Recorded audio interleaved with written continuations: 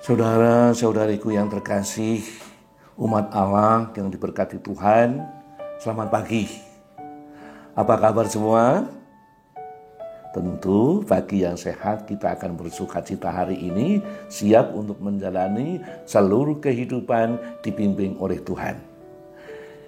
Yang sakit tentu kita punya harapan bahwa hari ini Tuhan akan melimpahkan rahmat khusus sehingga kita semakin sehat, semakin maju dan mendekati kepada kepulihan seperti semula.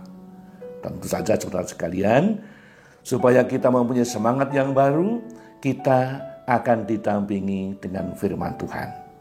Nanti kita akan mendengarkan bagaimana Yesus itu pun juga tidak dipercayai oleh sekelompok orang tertentu. Dan itu pasti mengecewakan. Dan pasti itu membuat hati Yesus itu juga menyesal atau kecewa.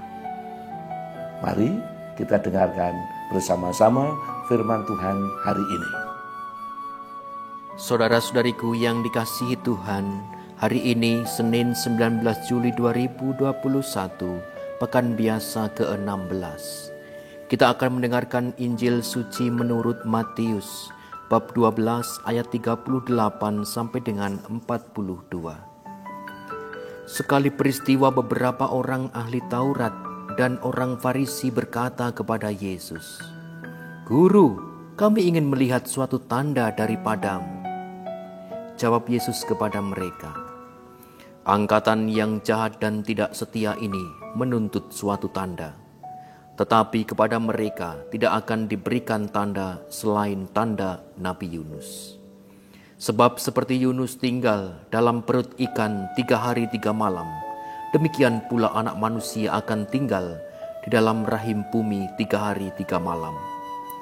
Pada waktu penghakiman orang-orang Niniwe akan bangkit bersama angkatan ini dan menghukumnya juga. Sebab orang-orang Niniwe bertobat setelah mendengar pemberitaan Yunus. Dan sungguh yang ada di sini lebih daripada Yunus. Pada waktu penghakiman, ratu dari selatan akan bangkit bersama angkatan ini dan ia akan menghukumnya juga. Sebab ratu itu datang dari ujung bumi untuk mendengar hikmat Salomo, dan sungguh yang ada di sini lebih daripada Salomo." Demikianlah sabda Tuhan. Terpujilah Kristus. Saudara sekalian, pernahkah kita kecewa karena perilaku kita yang baik, karya kita yang sebenarnya juga lumayan baik tetapi tidak diakui oleh orang lain, tidak diterima? Pasti ini membuat hati kita sakit. Nah, pengalaman sakit hati, pengalaman kecewa dan pahit itu juga dialami oleh Tuhan Yesus. Seperti tadi dalam bacaan Injil, karya Yesus yang ajaib, yang dikagumi oleh begitu banyak orang, menyembuhkan orang sakit, lumpuh, membuka mata orang buta, lalu juga memberikan semangat pada orang lain, semuanya itu oleh orang Farisi dan orang ahli kitab itu tidak diakui. Itu dianggap sebagai suatu permainan seperti ya simsalabim atau karya dukun-dukun atau apalah itu. Pada pokoknya bahwa itu tanda Allah berkarya di tengah kita. Allah mengutus Yesus untuk membangun suatu kehidupan yang baru, kehidupan yang lebih bermartabat, dan mengangkat harkat manusia itu tidak diakui. Malahan mereka itu minta tanda. Kalau memang kamu hebat, kalau memang kamu itu tukang perbuatan yang ajaib, ayo sekarang kamu lakukan di depan kami. Itu tantangan dari orang Farisi dan ahli kitab. Apakah Yesus melayani itu? Tidak.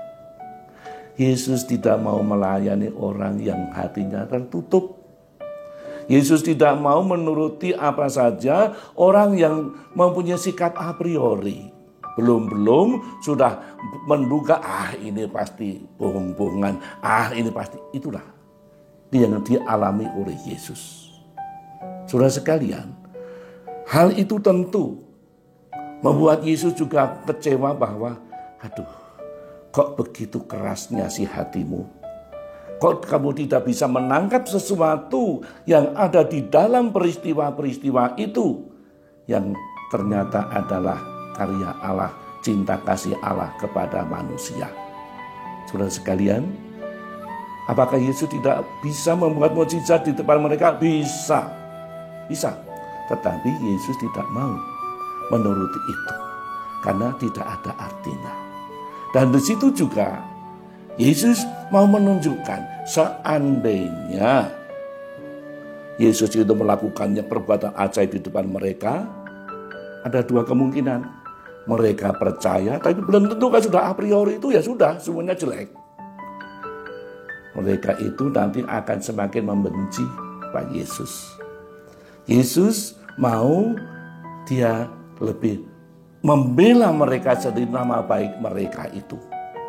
Jadi kendati mereka mengecewakan, Yesus mau masih berbelas kasih pada mereka.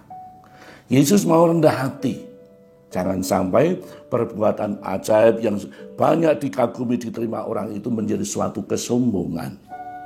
Saudara sekalian, kalau itu yang terjadi pada Yesus, tentu kita juga yang pernah mengalami hal itu, kita mendapat peneguhan di sini. Bahwa kita hendaknya juga berani bersabar. Berani untuk menanggung semuanya itu, bahwa memang ada orang yang tidak sependapat dengan kita. Ada orang yang tidak sejalan pikirannya dengan kita. Orang yang menuntut dan menuntut itu kadang-kadang juga kita alami, kita hadapi, dan itu menimpa kita. Maka marilah kita bersandar pada sabda Yesus tadi itu.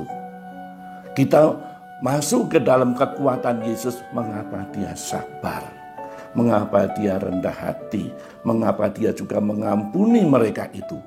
Terutama itu adalah mau menunjukkan bahwa Allah itu mengasihi semua orang, siapapun mereka. Maka mari kita juga mohon rahmat kekuatan, rahmat kesabaran, rahmat kerendahan hati, rahmat untuk tabah menghadapi semuanya itu kita satukan dengan kekecewaan Yesus. Moga-moga ini semua menjadi berkat dan kekuatan bagi kita. Hati kita lebih segar, hati kita lebih berani menatap ke depan, karena saya bersama dengan Yesus yang selalu sabar, yang selalu murah hati, yang selalu meneguhkan kita semua. Selamat menjalani hari ini. Tuhan memberkati.